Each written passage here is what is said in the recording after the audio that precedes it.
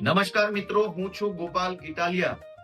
આવતીકાલે એટલે કે તારીખ 8 જૂન 2026 સોમવારે સુરેન્દ્રનગર જિલ્લાના કોંઢ ગામે ખેડૂતો ઉપર જે અત્યાચાર, જુલમ અને તાનાશાહી થઈ રહી છે એમને સાથ આપવા, સપોર્ટ આપવા અને તાનાશાહી જુલમ સામે અવાજ ઉઠાવવા માટે આવતીકાલે સોમવારે બપોરે 4:30 થી 5 વચ્ચે હું કોંઢ ગામે જવાનો છું.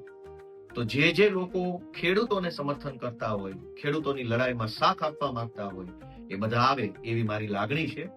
મેં જાણ્યું કે કોંઢ ગામે ખાનગી કંપનીના તાર નાખવા માટે પોલીસ ભાડે આપી અને જે જુલમ થઈ રહ્યો છે, અનેક દિવસોથી ખેડૂતો ખેતરે નથી જઈ શકતા.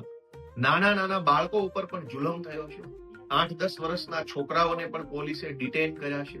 માતા બહેનો સાથે ગેરવર્તન કરવામાં આવ્યું છે.